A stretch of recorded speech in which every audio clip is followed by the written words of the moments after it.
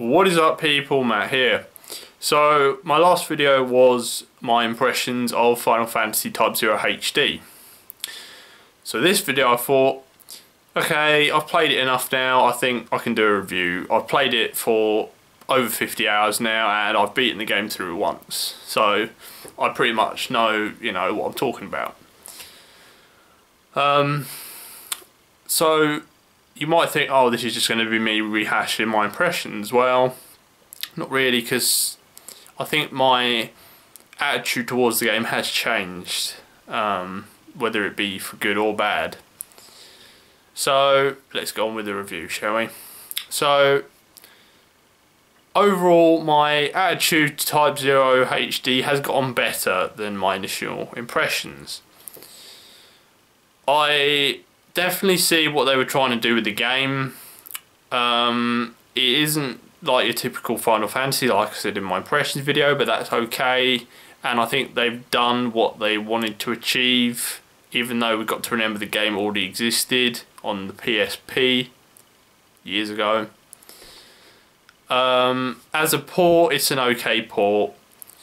They probably could have done better with getting it onto the consoles, or even they could have just not done it on the consoles and they could have just done it on the PS Vita. They could have done that. But it's okay. I mean, they obviously didn't put a lot of effort into the porting because obviously there's still an edge to it, and some of the graphics are still really poor. Lip syncing, we won't even go into that because it's just bad funny.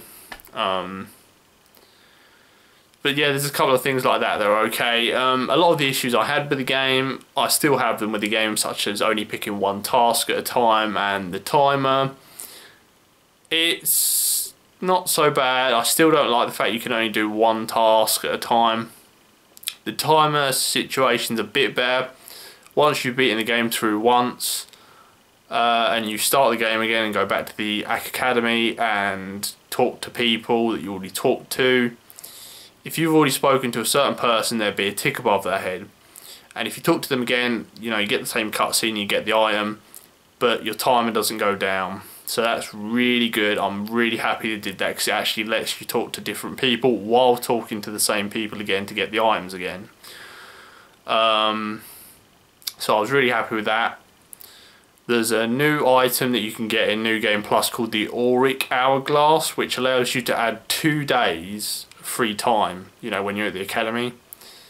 I don't know if there's an infinite amount of these. I know that you get one each time you complete an alternative story mission. So say you do the first mission and it's infiltrate the stronghold. When you get to the mission, you'll get a choice screen come up in here, say infiltrate the stronghold, B, go round the back. Pick go round the back. The mission level's higher because it's obviously it's the alternative path, but it plays differently. You've got to do different stuff. It's obviously harder, but you get better rewards for doing that. I haven't noticed the difference with the story and the results because the same thing seems to happen even if you do the different story mission. But the Auric Glass, I haven't used it, but it seems very helpful for all the timing problems. Combat, the combat's fine. I really like the combat. If you want advice on combat, try and go with the ranged characters like Ace, Trey, King, Kata. Go with them. They seem to be the best. You probably want a healer in your party, but everyone can heal anyway, so it's not too much of an issue. If you want a healer, go with Juice. If you really want a melee person, someone like 9. Sync's okay, she's a bit slow. Who else? 8's quite fast, he's alright. I quite like 7 with Whip. Scythe is okay, but her Scythe can be a bit iffy with the countering and all that stuff, but I think the combat's okay. As I said in my previous video, I like the fact there's 14 different characters. The problem is once you've picked your favourites, you don't really want to go play the others, but you want to keep them all equally leveled up, so that becomes a bit of a conundrum, but it's not too bad. The story's okay. Okay, I'm going to say this, and I'm not going to lie whatsoever. I'm going to say this totally honest. Final Fantasy Type-0 HD is the darkest, most grim Final Fantasy game ever. I'm not going to ruin the ending, but there is no happy ending in this one. Most of the times they're like, oh, we saved the world, oh, I've got my girlfriend back, or whatever. There's no happy ending in this game, okay? Or well, there isn't a happy ending, but that's not the real happy ending. There's technically 3 endings. You got the original one that pretty much everyone will get the first time round. It's depressing as hell. I was actually, honestly, I just felt like shit after playing it. I really felt bad. You got then the second ending, which is make believe, and it's actually not even an ending because you get a game over if you choose it. And the third ending's like an alternative ending that's nowhere near real. It's kind of like a fan service ending. But yeah, Final Fantasy Type-0 HD is dark as shit when you get into it. And it perfectly orchestrates war in a game. It does.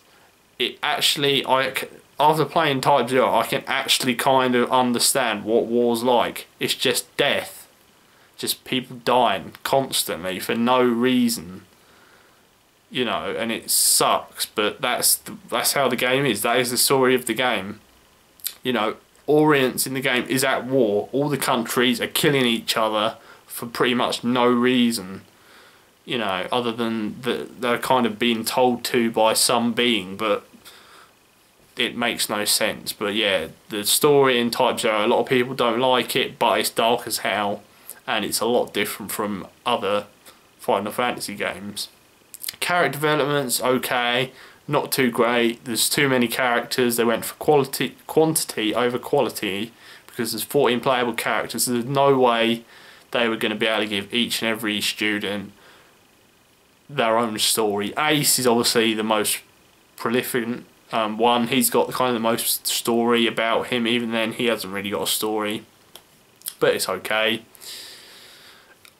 Can't really think of much else. The achievements or trophies are easy. I've only got 2 more trophies to get in the whole game. You know, and I'll probably get them sooner or later anyway. The game actually wants you to play through multiple times. It even says in your save, times completed, 1 or 0 or whatever. So really you went to play through the game at least a couple of times. In fact, there are even some enemies or events that don't even happen until your 3rd playthrough, which is crazy. But, you know, if the game's okay, maybe if you want to play through it 3 or 4 times, you know, go ahead. You know, if you're enjoying it, keep playing it. But yeah, I mean, that's all I can think about really at the moment. I mean, it's a good game, okay? It's worth it. It's kept me occupied for a while. I'll probably play it for at least another, well, I don't know how long I'll be playing it for, but quite a while I imagine. But after that I'll probably be on to Bloodborne, something like that, because there's not a whole lot coming out in the future at the moment, so who knows what's going to happen then. But anyway, as always guys, thank you for watching this video, and I'll definitely see you on the next one. Bye now.